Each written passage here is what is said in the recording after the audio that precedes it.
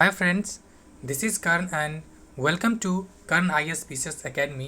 Friends, जैसे कि मैं आज के आपके सुबह के वीडियो में बताया था कि बीपीएससी जो सेलेक्टेड टॉपिक है, जी हाँ, अभी तक के बीपीएससी के इतिहास में यानी 38वां से लेकर जो 68वां तक क्वेश्चंस पूछा गया है, उसमें जो लगभग 80 प्लस टॉपिक है, उसी से 90% क्वेश्चन बीपीएससी कवर करती है। और उसी टॉपिक को ध्यान में रखते हुए हमारा टीम ने पिछले कई दिनों से वर्क कर रहा था और फाइनली आपके सामने 5 ऑप्शन वाला एक प्रैक्टिस सेट लाया है, जिसका क्या खासियत है उसको भी देखेंगे। सबसे पहले आपका फिर से स्वागत है करन आईएएस पीसीएस के यूट्यूब चैनल पे। इसमें देखिए ये क्या है, तो 100% बीपीएससी के पैटर्न पर आधारित होगा। जी हाँ, 100% है। इसके दूसरा खासियत है, आपको मिलेगा 11 प्रैक्टिस सेट। कितना मिलेगा? 11 प्रैक्टिस सेट जो कंप्लीट बीपीएससी के पैटर्न पर होगा। ठीक है, इसमें इंपॉर्टेंट क्या है, इसमें जो आपका जो बेस बुक है, जी हाँ, SCERT, NCERT और PY की, जी हाँ, प्रीवियस ईयर क्वेश्चंस को भी शामिल किया गया। और 100 क्वेश्चन का ये MCQ है जो 5 ऑप्शन वाला है। इसमें से सबसे इंपॉर्टेंट चीज़ क्या है, जो बीपीएससी पूछती है, ठीक है, उसी आधार पर क्वेश्चंस तैयार किया गया है। जैसे कि राष्ट्रीय आंदोलन में लगभग आपका 20 प्लस में 2 क्वेश्चन हो सकता है। ये अभी तक जो ट्रेंड रहा बीपीएससी का, उसी के आधार पर है। साइंस का बात करें तो सेकेंड नंबर पर साइंस रहता है जो 16 प्लस में 2 हो सकता है। बिहार स्पेशल, जी हाँ, इसका भी काफ़ी ज़्यादा इंपॉर्टेंट रोल होता है, तो बिहार स्पेशल हो गया। उसके अलावा करेंट अफेयर भी आपको 10 प्लस देखने को मिल सकता है। ज्योग्राफी, इन्वायरमेंट एंड इकोनॉमिक्स, ये हो गया। इसके अलावा आपको पॉलिटी, जी हाँ, पॉलिटी भी, लेकिन पॉलिटी की संख्या बहुत कम रहता है, हो सकता है आपको 5 मिले या 6 मिले, मतलब पॉलिटी ओवरऑल प्रीलिम्स में कम रहता है। चलिए हम लोग देखते हैं प्रैक्टिस सेट 1। हाँ, अगर ये आप चाहिए आपको PDF, तो फ्रेंड्स उसके लिए आपको थोड़ा सा चार्ज देना पड़ेगा, जो कि प्रिंटिंग कॉस्ट है, और पिछले जो 15 दिन से वर्क कर रही है टीम, उसके लिए। चलिए फर्स्ट क्वेश्चन देखते हैं। क्वेश्चन नंबर 1, भारतीय राष्ट्रीय कांग्रेस के किस अधिवेशन में तिलक जी ने कहा था कि स्वराज मेरा जन्मसिद्ध अधिकार है और मैं इसे लेकर रहूँगा? तो किस अधिवेशन में कहे थे? तो ऑप्शन सी, लखनऊ अधिवेशन में। जी हाँ, लखनऊ अधिवेशन में ये तिलक जी ने कहा था। और इसकी कुछ इंपॉर्टेंट फैक्ट है जो लखनऊ अधिवेशन में आपको याद रखना है। जैसे कि जो नरम दल था, गरम दल, वो साथ आ गया था। दूसरा, कांग्रेस और लीग साथ आ गया था। Next question. और तीसरी बात जो फ्रेंड आपको इसमें देखना है कि आपके जो प्रिंट कॉस्ट बहुत कम आ सके, इसके लिए बहुत अच्छे तरीके से, मतलब मुश्किल से ये 100 क्वेश्चन में आपको 6 से, मतलब 7 से 8 PDF में, पेज में PDF आ जाएगा। जी हाँ, आपको 100 क्वेश्चन का PDF 7 से 8 पेज में आ जाएगा। इसको भी आपको इसको ध्यान रखते हुए ये प्रिंटेबल फॉर्म में बनाया गया है। नेक्स्ट क्वेश्चन है क्वेश्चन नंबर 2, भारतीय सिविल सेवा का जनक किसे माना जाता है? तो किसे माना जाता है भारतीय सिविल सेवा के जनक को? लॉर्ड कॉर्नवालिस को। ऑप्शन बी होगा, लॉर्ड कॉर्नवालिस को माना जाता है। देखिए फ्रेंड्स, आपको इसमें इंपॉर्टेंट क्या है जो आपको देखना है कि देखिए ऑप्शन डी और ऑप्शन ई, इसको पहले समझ लीजिए। ऑप्शन डी कहता है कि उपरोक्त में से एक से अधिक जो इसका मिलेगा आपको क्वेश्चन, और ऑप्शन ई कहता है उपरोक्त में से कोई नहीं।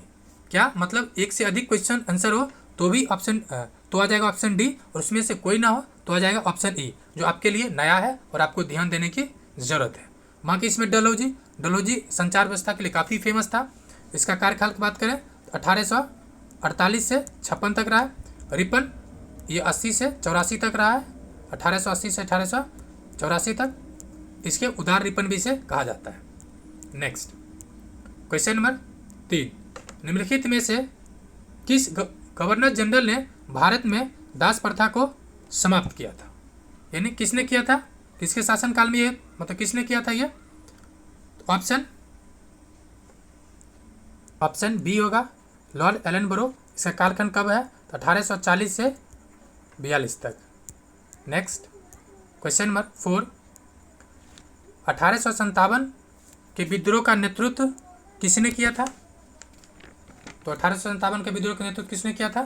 तो नाना साहब ने किया था और लियाकत अली ने किया था। यानी इसका आंसर क्या हो जाएगा? उपरोक्त में से एक से अधिक। ये देखिए आपके ऑप्शन डी का उपयोग आपको दिखने लगा हुआ। किसने किया था? तो नाना साहब और लियाकत अली ने किया था, अली खान ने। नेक्स्ट क्वेश्चन नंबर 5, ये फ्रेंड्स आपका जो पैटर्न है ना, जी हाँ, नेशनल मूवमेंट उसी कवर किया गया है, इधर उधर की कहानी इसमें नहीं मिलेगा आपको। क्वेश्चन नंबर 5, 1498 में भारत आए वास्को डी गामा का कालीकट पर किस शासक ने स्वागत किया था? तो किसने स्वागत किया था? तो ऑप्शन ए है यूसुफ आदिल शाह, ऑप्शन बी है जमुरीन शासक, और तीसरा है औरंगजेब। तो किसने किया था? तो ऑप्शन बी जमुरीन ने किया था। अगर आप केरल जाइएगा तो आपको यहाँ पे इसका वो दिखाता है कि भारत में आपका स्वागत है, इस तरह से चीज़ें मिलता है। Next question number 6, Lord Cornwallis के समय निम्नलिखित में से क्या क्या सुधार हुआ? तो ऑप्शन क्या है? ए न्यायिक सुधार, ऑप्शन बी फौजदारी सुधार, ऑप्शन सी पुलिस सुधार, और उपरोक्त में से एक से अधिक। इसका आंसर क्या हो जाएगा? उपरोक्त में से एक से अधिक, क्योंकि ये तीनों सुधार कॉर्नवालिस ने किया था और एक कॉर्नवालिस कोड भी लाया था। क्वेश्चन नंबर 7, स्तंभरारी बंदोबस्त किसने आरंभ किया था? ये किसने किया था? तो लॉर्ड कॉर्नवालिस ने, ऑप्शन सी होगा। जी हाँ, ये जो स्तंभरारी है एक्चुअली यही जो है क्या अस्थाई बंदोबस्ती है। जी हाँ, अस्थाई बंदोबस्ती कोई इसी का नाम है। उसके अलावा इसका और क्या नाम है? तो मालगुजारी भी नाम है एवं जागीरदारी भी इसी का नाम है। तो किसने किया था? लॉर्ड कॉर्नवालिस ने। नेक्स्ट क्वेश्चन नंबर 8, निम्नलिखित में से किसने बहिर्गमन सिद्धांत या अपवाद सिद्धांत का प्रतिपादन किया था? तो किसने किया था? निम्नलिखित में से पूछ रहा है तो आपको देखना है। तो ऑप्शन एक है रमेश चंद्र दत्त, जी हाँ आरसी दत्त ने भी था। दूसरा दादा भाई नेहरू, यानी इसका आंसर क्या हो जाएगा? एक और दोनों सही है, मतलब उपरोक्त में से एक से अधिक। आंसर क्या होगा? डी। नेक्स्ट क्वेश्चन नंबर 9, आनंद मठ उपन्यास की कथा वस्तु आधारित है। सवाल है किस पे आधारित है? तो सन्यासी विद्रोह पर आधारित है। किस पे? तो सन्यासी विद्रोह पे। एक चीज़ और फ्रेंड्स, यहाँ पे एक सवाल और पूछा जाता है कि दादा भाई नेहरू जी का कौन सा वो बुक था? तो poverty and un British rule in India, और आरसी दत्त जी का भी एक बुक था क्या? Economics history of India. क्या है? Economics history of India. Next question देखते हैं, ये किस पे आधारित था? तो सन्यासी विद्रोह पे। तो ऑप्शन सी। क्वेश्चन नंबर 10, पबना विद्रोह कब हुआ था? ये कब हुआ था? ऑप्शन ए है 1870 से 72, ऑप्शन बी ये एक्चुअली हुआ कब था? तो 1873 से 76 के बीच हुआ था। ऑप्शन बी क्या हुआ था? Option B. क्वेश्चन नंबर 11, उलगुलान विद्रोह का शीर्ष नेतृत्व या नेता कौन था? तो उलगुलान कौन था नेता इसका? उलगुलान को क्या और क्या कहते हैं? तो महान हलचल भी कहते हैं। और नेता कौन था? तो बिरसा मुंडा। कौन था? बिरसा मुंडा। Option C. ये जो है सिद्धू कानू चांद भैरव, एक्चुअली ये संथाल विद्रोह का क्या है? संथाल विद्रोह का चारों भाई नेता थे। क्वेश्चन नंबर 12, अधोमुखी निस्यंदन सिद्धांत का संबंध किससे है? यह है एजुकेशन से। मतलब क्या होता है? पहले ये था रूल, जैसे कि एजुकेशन है, कहा जाता था कि जो टॉप के कुछ आदमी है उसको एजुकेट दिया जाए और वो धीरे धीरे रिस्क के धीरे धीरे लोअर बॉटम तक पहुंचेगा। ये था। इसका संबंध किससे था? तो इसका संबंध था शिक्षा से। नेक्स्ट, इसको और भी कहते हैं इंग्लिश में, अगर कोई डाउट हो, ये डाउनवर्ड फिल्ट्रेशन थ्योरी भी इसको कहते हैं। नेक्स्ट क्या है? 13 नंबर, देसी भाषा प्रेस अधिनियम को किसने रद्द किया था? तो किसने रद्द किया था? तो रद्द किया था लॉर्ड रिपन। ऑप्शन बी रद्द किया था लॉर्ड रिपन। और इसका कार्यकाल कब से कब तक है? 1880 से 84। सवाल है इसको लाया कौन था? इसको लाया था लॉर्ड लिट्टन। लाया था लिट्टन, लेकिन रद्द किया कौन? रिपन ने। लिट्टन कब लाया था? 1878 में। 1878 में पारित कराया था यह अधिनियम। नेक्स्ट क्वेश्चन नंबर 14, बाल गंगाधर तिलक मराठा नामक समाचार पत्र किस भाषा में प्रकाशित करते थे? तो मराठा है, किस भाषा में होगा? तो कम से कम मराठी में नहीं होगा। देखिए ये क्वेश्चन, ये ऑप्शन बहुत स्मार्टली बनाया गया। अगर आपको नहीं पता होगा, सीधा सी सोचेगा मराठी मतलब मराठा, ठीक है, लेकिन ये किस भाषा में था? तो ये अंग्रेजी भाषा में प्रकाशित होता था। जबकि जो केसरी था, जी हाँ केसरी, वो होता था मराठी भाषा में। तो आपको इस बात को भी ध्यान रखना है। नेक्स्ट क्वेश्चन नंबर 15, निम्नलिखित में से किस अखबार का प्रकाशन पटना से होता था? तो किस अखबार का होता था? Indian Nation, option C. क्या होगा? इसका प्रकाशन कौन कराता था? तो दरभंगा महाराज कामेश्वर सिंह के द्वारा इसका मतलब स्थापना किया गया था। और कब किया गया था? तो 1931 में। नेक्स्ट क्वेश्चन नंबर 16, निम्नलिखित में से सभी को सुमेलित कीजिए। इसमें कह रहा सुमेलित करने के लिए, तो देखते हैं मतलब कौन कौन से सुमेलित है इसमें से।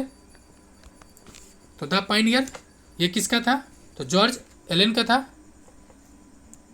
ये क्वेश्चन होगा कि कौन सुमेलित है, ठीक है, कौन सुमेलित है, प्रिंटिंग एरर हो गया जिस पे हमारी टीम अभी काम कर रही है। तो पहला क्या है? द पायनियर ये किसका था? जॉर्ज एलन का। उसके अलावा कौन सा है? द लीडर किसका था?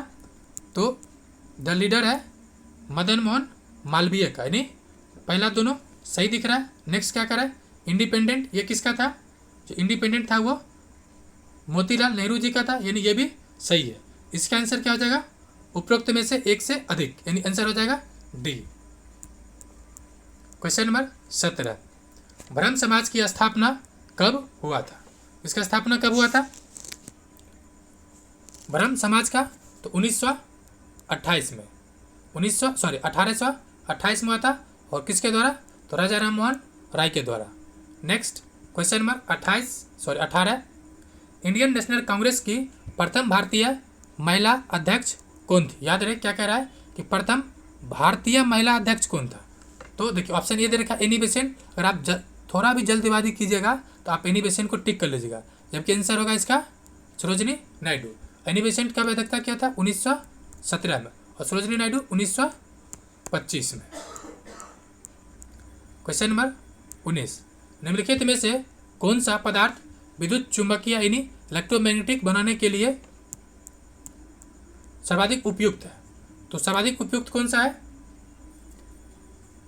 तो ऑप्शन फ्रेंड्स उसमें पहले हिस्ट्री था जो कंप्लीट हो चुका है। लगभग आपके एग्जाम में भी 20 के आसपास हिस्ट्री आएगा जो कंप्लीट है। अब ये साइंस पर्सन है, तो देखते हैं। ताकि आपकी सुविधा के लिए मैंने पूरा सेगमेंट को क्लियरली बना रखा है, ताकि आप जब चाहें जैसे चाहें उसे रिवीजन कर सकते हैं, ठीक है। तो इसका आंसर क्या आ जाएगा? सॉफ्ट आयरन, ऑप्शन बी होगा।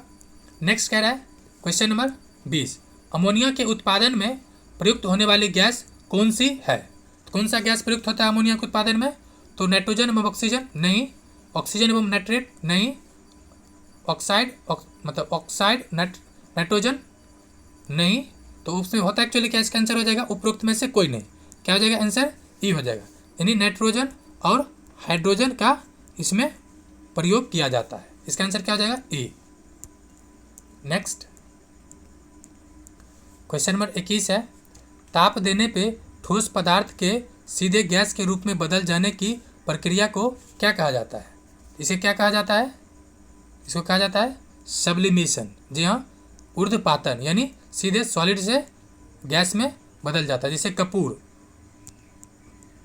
22 नंबर, विश्व का विशालतम जीवित प्राणी है?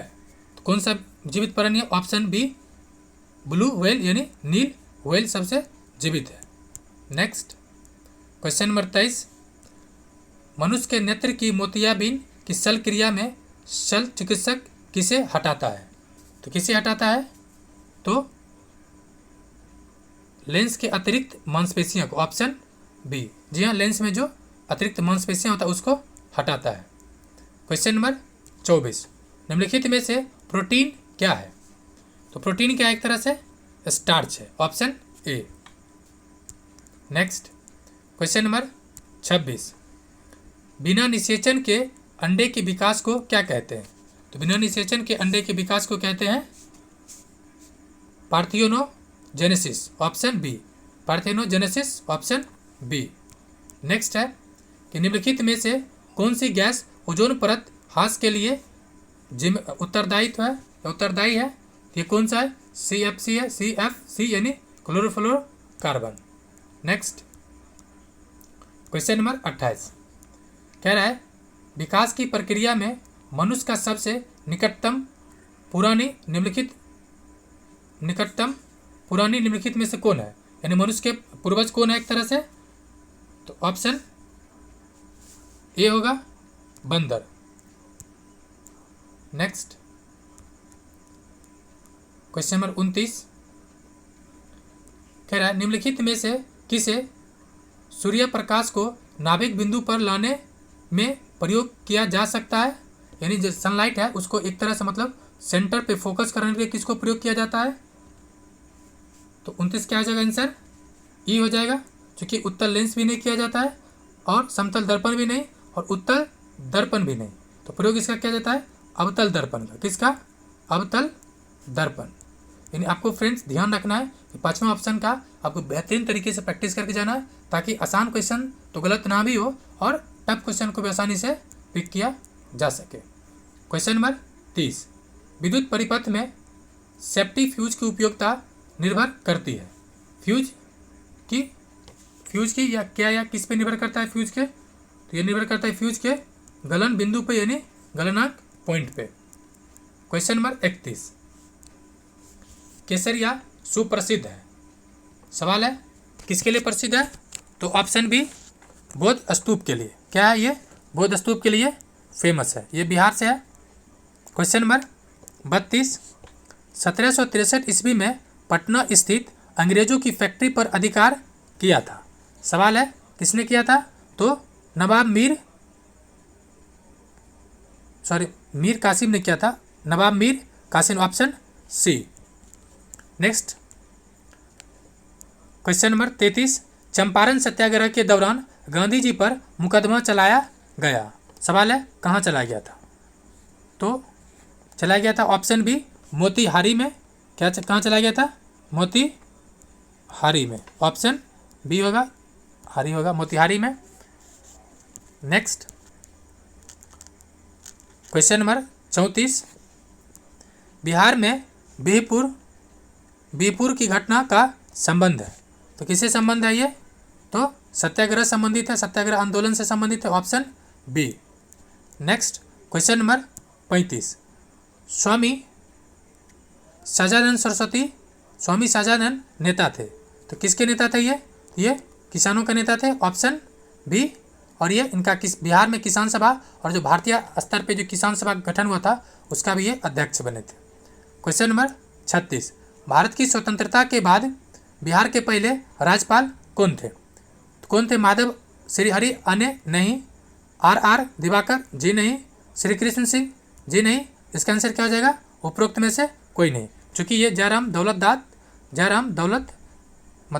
दास दौलत राम जी थे। कौन थे, जयराम दास दौलत राम जी थे, यानी आंसर हो जाएगा उपरोक्त में से कोई नहीं। नेक्स्ट क्वेश्चन नंबर 37 नई आर्थिक नीति किससे संबंधित है, तो ये संबंधित है किससे, उदारीकरण से, निजीकरण से, विनिवेशीकरण से, यानी इसका आंसर क्या हो जाएगा, इसका आंसर होगा में से ये ध्यान देना, इस जो न्यू आर्थिक नीति था उसका नाम है LPG यानी लिबराइजेशन यानी उदारीकरण, P से निजीकरण यानी प्राइवेटाइजेशन और D से ग्लोबलाइजेशन। इसमें कौन कौन सही होगा, तो ऑप्शन ए और बी सही होगा, यानी इसका आंसर क्या हो जाएगा, उपरोक्त में से एक से अधिक, आंसर हो जाएगा डी। फ्रेंड्स अगर आपको इसका PDF चाहिए कंप्लीट 11 सेट का, जी हाँ, तो आपको थोड़ा सा मामूली इसका चार्ज देना पड़ेगा, इसका कंप्लीट PDF मिल जाएगा, जो कि न केवल आपके एग्जाम में बेहतर होगा बल्कि आपकी सफलता को भी सुनिश्चित करेगा। क्वेश्चन नंबर 38 एशियाई विकास बैंक यानी ADB का मुख्यालय कहाँ है, ये कहाँ पर है, ऑप्शन बी मनीला में, कहाँ पर है, तो मनीला में। नेक्स्ट क्वेश्चन नंबर 39 घाटे की वित्त व्यवस्था का क्या अर्थ है, इसका अर्थ क्या है, तो इसका अर्थ है कि बजट घाटे की तरह, ऑप्शन ए हो जाएगा। नेक्स्ट क्वेश्चन नंबर 40 राज्य सरकार के राजस्व का सर्वोत्तम स्रोत है, तो सर्वोत्तम स्रोत क्या है, ऑप्शन डी मोटर वाहन भी एक कस्टम ड्यूटी मतलब इंपॉर्टेंट है, इसका आंसर हो जाएगा उपरोक्त में से एक से अधिक। नेक्स्ट इस है कह रहा है छिपी बेरोजगारी के संबंध में छिपी हुई बेरोजगारी के संबंध में कौन सा कथन सही है, ये क्वेश्चन है। तो क्या है एक्चुअली छिपी हुई बेरोजगारी? ये है अधिकतर व्यक्ति जो रोजगार में है लेकिन थोड़ा कार्य संपादित कर सकता है। मतलब एक तरह से हो गया कि व्यक्ति बहुत, जैसे एग्रीकल्चर में जैसे 5 आदमी काम करे तो भी, जैसे घर का आदमी है, ठीक है, अब 5 भाई काम कर रहे हैं तो भी उतने प्रोडक्शन हो रहा है, या 10 भाई करे तो भी, मतलब जो ओवरऑल प्रोडक्शन है वो बहुत कम होता है। ये कहना चाह रहा छिपी हुई बेरोजगारी। क्वेश्चन नंबर 42, भारत का सबसे ऊंचा जलप्रपात जोग किस राज्य में स्थित है? तो ऑप्शन देखते हैं किस राज्य में स्थित है। ये कर्नाटक में है। कहाँ पर है? तो कर्नाटक में। नेक्स्ट क्वेश्चन नंबर 43 कह रहा है निम्नलिखित में से 3 महीनों के दौरान बंगाल की खाड़ी में बार बार चक्रवात आता है। कौन सा 3 महीना है? ऑप्शन ए अक्टूबर से नवंबर। क्या है? अक्टूबर से नवंबर। क्वेश्चन नंबर 44, टाइफून नामक चक्रवात से निम्नलिखित में से कौन सा क्षेत्र प्रभावित होता है? कौन सा होता है ये? तो चीन सागर, ऑप्शन सी। क्वेश्चन नंबर 45, निम्नलिखित में से कौन सी प्रक्रिया वृष्टि का रूप नहीं है? तो जो वृष्टि होता है उसका रूप नहीं है, तो ऑप्शन डी है, यानी एक से अधिक है, कोहरा, ओस और वर्षा। तो कौन इसमें नहीं है? इसका आंसर होगा ऑप्शन डी, एक से अधिक। क्वेश्चन नंबर 46, भारत के लिए संविधान की रचना हेतु संविधान सभा का विचार निम्नलिखित में से सर्वप्रथम किसने प्रस्तुत किया था? ये पॉलिटी सेक्शन है। किसने? ये जो 80 टॉपिक है ना, उसी टॉपिक को केंद्र में रख के ये सेट पिछले 15 दिन से बनाया जा रहा था, लेकिन चेयरमैन साहब ने जब से 5वां ऑप्शन किया, फिर से सभी सेट को वापस 5 ऑप्शन की तरह प्रिपेयर किया गया। तो ये कब आया था विचार? सर्वप्रथम बार आया था ऑप्शन ए, स्वराज पार्टी 1934 में। क्वेश्चन नंबर 47, संविधान की अनुसूची 6 इनमें से किस राज्य में लागू नहीं होता है? तो किस राज्य में लागू नहीं होता है? उपरोक्त में से एक से अधिक, यानी ऑप्शन डी।